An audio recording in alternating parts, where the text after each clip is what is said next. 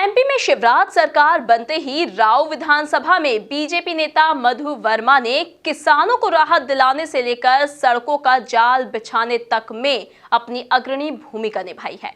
MP news से खास बातचीत में वर्मा ने चुनावी हार के बाद भी जनता की सेवा को सच्ची राजनीति बताया है।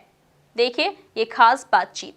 मध्य प्रदेश में इन दिनों किसानों को लेकर सत्तारूढ़ भारतीय जनता पार्टी बेहद चिंतित नजर आ रही है और शायद यही वजह है कि जब इंदौर आए मुख्यमंत्री शिवराज सिंह चौहान ने स्कीम नंबर 165 जो कि इंदौर विकास प्राधिकरण की एक महत्वाकांक्षी योजना थी उसे खत्म करके किसानों को बड़ी राहत दी है और पूरी लड़ाई लड़ी है। किसानों की आवाज बनकर उभरे हैं राऊ से बीजेपी के नेता श्री मधु वर्मा जी, जो कि इंदौर विकास प्राधिकरण के पूर्व अध्यक्ष भी दो बार रह चुके हैं। वर्मा जी, किस तरह से लड़ाई लड़ी थी और कितनी बड़ी तादाद में किसानों को आपको लगता है कि अब राहत मिल रही है? राव विधानसभा एक बहुत बड़ी नगर परिषद है और निश्चित है कि वहाँ पे आसपास किसानों की बहुत सारी ज़मीन थी। लंबे समय 35 साल पहले वहाँ पे राव के अंदर इंदौर विकास प्राधिकरण ने स्कीम नंबर 119 लगाई थी।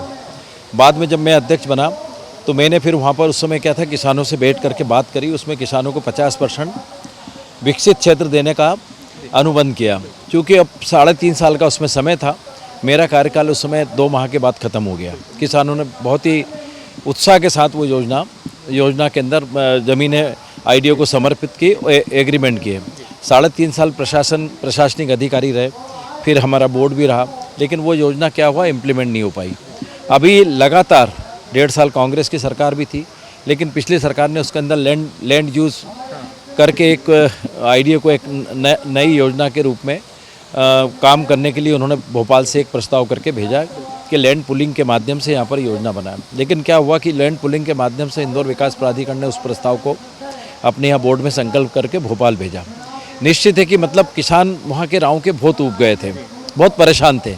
उनको आज क्या है कि विकास प्राधिकरण पर विश्वास नहीं रहा, जनप्रतिनिधियों पर भी विश्वास नहीं रहा। क्योंकि मैंने भी करा था, इसलिए मेरे ऊपर से भी उनका विश्वास उठ गया था, क्योंकि मैं एक बार उस पर 3.5 साल के लिए अनुबंध कर चुका था। तो निश्चित है कि जैसे मुझे मालूम पड़ा कि इसी तरह से ये किसान लोग सारे मेरे पास भी आए, बाकी जगह भी गए, पार्टी में भी गए, संगठन में भी गए, फिर हमने निर्णय लिया कि हम इसके लिए माननीय मुख्यमंत्री जी से मिलेंगे। चूँकि पूर्व में जब ये योजना थी तो किसान लगातार 165 के लिए, पिछली बार जब शिवराज सिंह जी मुख्यमंत्री थे, ये जब कांग्रेस की सरकार आई उसके पहले, और उस समय मुख्यमंत्री जी ने उसको देपालपुर में उसकी घोषणा करी थी कि योजना को, चूँकि किसान परेशान हो रहे हैं, लंबे समय से हो रहे हैं, उनने उनकी पीड़ा को देखते हुए उसको ख़त्म करने का घोषणा कर दी थी। और निश्चित है कि जब कोई मुख्यमंत्री किसी चीज़ के, किसी भी योजना या कोई चीज़ के घोषणा करता तो उससे आगे अमल में लाया जाता है। निश्चित है कि वो किसी कारण से नहीं हो पाया वो। और इसी तरह हमारे जो पूर्व आवास एवं पर्यावरण मंत्री थे जयंत मलैया जी ने भी उसके अंदर ये निर्णय लिया था कि इस योजना को ख़त्म कर दें, क्योंकि लंबे समय हो गया और किसान इसमें बड़े पीड़ित हैं।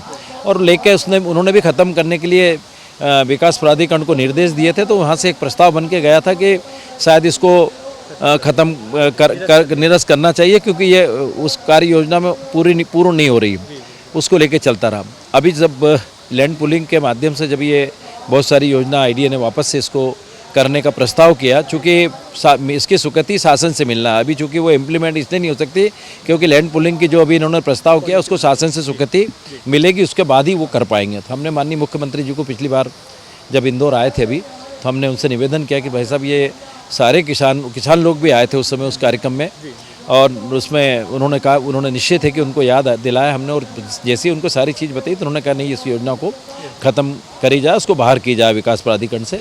ऐसे मन से घोषणा करी और निश्चित है कि आगे आने वाले समय में वो ज़मीन स्कीम से मुक्त हो जाएगी। जल्दी से जल्दी किसानों को राहत मिलेगी। मैं समझता हूँ कि 800 एकड़ ज़मीन है, वहाँ के किसान इतने परेशान थे।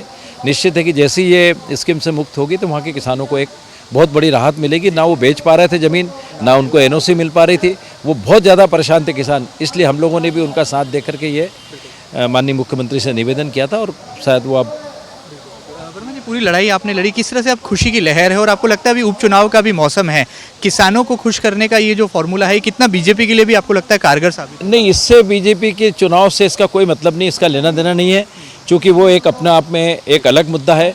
और ना हम इसको सावेर में चुनाव में भुनाएंगे। सावेर में भुनाने के लिए हमारे पास बहुत सारे काम हैं। माननीय मुख्यमंत्री जी ने पिछले सालों में बगैर ब्याज का ऋण दिया है, ऐसे बहुत सारे काम किए, विकास के इतने सारे काम शिवराज सिंह जी ने किए कि हम उसको गिना गिना के मतलब लोगों को बताएंगे तो निश्चित है कि हमको उसका फ़ायदा मिलेगा। और आज निश्चित है कि जो 2400 करोड़ की योजना उन्होंने अभी माननीय मुख्यमंत्री पूरे नर्मदा को पूरे मतलब विधानसभा में एक एक गाँव एक एक बस्ती में नर्मदा को जो खेती करने के लिए पानी दे रहे हैं। मैं समझता हूँ कि आने वाले समय में ये शामिर पंजाब बन जाएगा। जो किसान आज 2 फसल निकालते हैं वो 3 फसल निकालेंगे और निश्चित है कि मतलब वहाँ का किसान बहुत खुशहाल और अच्छी स्थिति में आ जाएगा आने वाले समय में। वर्मा जी, क्या कारण है कि इन दिनों आप अपनी विधानसभा में बहुत सक्रिय नजर आ रहे हैं? एक के बाद एक नए रोड सैंक्शन हो रहे हैं, अब तो 4 लेन की बात हो रही है, हवा बंगला से निकलने वाली जो सड़क है 4 लेन होगी। कैसे ये विकास की इतनी ज़्यादा सौगातें आप राऊ को दे पा रहे हैं? इसके पहले जब मुख्यमंत्री आए थे, इसके पहले जब ये, तो उस समय हम लोगों को क्या है, रात दिन हमें लगता था कि मतलब कुछ काम ऐसे बचे हुए हैं कि राऊ विधानसभा में, और हमें लगता है कि अब बहुत समय लेट होते जा रहे हैं। हमें इस बात की चिंता है कि हमारी राऊ विधानसभा को जो आज बहुत सारे लोग जो वहाँ के रहवासी बहुत उम्मीद लगा के बैठे हैं, जैसे इंदौर से तेजानगर की रोड है ना, ताई जी के टाइम पे हमने प्रयास किया था, वो रोड भी बनने वाली है। एक ऐसी की ऐसी फूटी कोठी से लेके राऊ तक, रंगवासा तक, वो रोड के लिए भी जब हम पिछली बार मुख्यमंत्री जी को हम मिले तो मुख्यमंत्री जी ने तुरंत इस वक्त कहा कि नहीं मधु भैया आप तो बताएं, काम जो काम बताएंगे वो काम होंगे। निश्चित है उन्होंने भोपाल जाकर के अधिकारियों को निर्देश दिए और निर्देश देने के बाद 13.5 करोड़ की रोड तुरंत उन्होंने सैंक्शन कर दी। ऐसी कागज़ पे नहीं, सैंक्शन उसका पत्र भी हमें प्राप्त हो गया। और निश्चित है कि अब इस रोड को लेके हम लोग ये प्रयास करेंगे कि आने वाले समय में उसकी जल्दी से जल्दी टेंडर लगे और टेंडर लग के माननीय मुख्यमंत्री जी को हम यहाँ बुलाएंगे और एक बड़ा आयोजन भी करेंगे। इस रोड को अभी जो पिछली बार आपने देखा होगा राजीव गांधी से लेके राजीव गांधी चौराहे से लेके जो एबी रोड है राऊ तक का बना था 6 लेन, है ना, उसमें थोड़ी सी त्रुटि रह गई थी। उसमें 2 चीज़ रह गई थी कि एक स्टॉर्म वाटर ड्रेन नहीं डली थी, एक सेंट्रल लाइटिंग का प्रोविज़न नहीं था, सेंटर कैरेज बनाना था जो जिसमें कि इधर से उधर गाड़ी क्रैश ना हो, वो रह गया था। हम उसमें ये प्रयास करेंगे, अभी हम PWD को भी मैं चिट्ठी लिखने वाला हूँ कि आप जब भी इसका पूर्ण एस्टीमेट बनाएं और टेंडर लगाएं तो उसमें ये भी साथ में जोड़ें कि वहाँ से लेके उसमें स्टॉर्म वाटर ड्रेन भी डालें, बड़े पाइप डालें और सेंट्रल लाइट की भी उसमें उसी के साथ टेंडर के साथ वो व्यवस्था करें और सेंटर कैरेज जो बड़े अच्छे बनाए जिससे कि वापस में गाड़ियाँ एक दूसरे तरफ घुसे नहीं, एक्सीडेंट नहीं हो। तो ये हम प्रयास करेंगे। एक आखिरी सवाल, क्या राज की बात है कि राऊ विधानसभा में विधायक से ज़्यादा जो है मधु वर्मा जी सक्रिय हैं और चुनाव हारने के बाद भी आपने जनता से नाता नहीं तोड़ा, जनता से सीधा संवाद आज भी आपका स्थापित है? मैं अभी पूरे मैं समझता हूँ लॉकडाउन के टाइम पे पूरे विधानसभा ने देखा है। मैंने अपने आप को कभी ये नहीं माना, लेकिन मैंने पूरे समय के अंदर मेरे मतदाता बस्ती हो, कॉलोनी हो, मध्यम वर्ग हो, एक एक परिवार में गया हूँ और उनके दुख दर्द मैंने पूछे और उसमें शामिल हुआ। मैं नहीं बताता मैंने क्या किया, वो बताना भी नहीं चाहिए। करने के बाद मुझे ऐसा लगता था कि ये समय ऐसा था कि इस समय मतदाताओं को मेरी बहुत ज़रूरत थी और मैंने अपना धर्म पूरा किया। मैं हारने के बाद मैंने ये कभी नहीं सोचा कि इस विधानसभा में जाना चाहिए नहीं जाना चाहिए। मैं पूरी ताकत से गया। पिछली बार में जब 15 महीने में कांग्रेस की सरकार थी उस समय मेरे कार्यकर्ता और मैं सारे लोगों ने मिल के जो भारतीय जनता पार्टी के कार्यक्रम आए थे हमने बहुत ताकत से किए कि चाहे वो किसानों की समस्या हो, ट्रैक्टरों से प्रदर्शन करना हो, कलेक्ट्रेट पे प्याजों की समस्या थी, प्याज लोग किसानों के भाव नहीं मिल रहा था, उस समय ऊँट और बकरी को लोग खिला रहे थे, ऐसी तमाम सारी समस्या थी राऊ के अंदर। उस समय हम लोगों ने पूरी ताकत से निकल करके हमारे कार्यकर्ता निकल कर कलेक्ट्रेट पे हमने कम से कम 4 से 5 बार शांतिपूर्ण प्रदर्शन किया और निश्चित है कि हमने ये तय कर लिया था कि हम भले ही हार गए लेकिन हमारे जो क्षेत्र के नागरिक हैं या मतदाता हैं उनकी समस्याओं के लिए लगातार लड़ते रहेंगे। और आगे भी मैं समझता हूँ कि भारतीय जनता पार्टी की सरकार बन गई है। माननीय शिवराज सिंह जी से मैं जब आएंगे या ऐसी कोई ज़रूरत लगेगी भोपाल जाकर के मुझे अगर मेरी विधानसभा के लिए कोई चीज़ लाना पड़ी, सैंक्शन कराना पड़ी तो मैं जाऊंगा।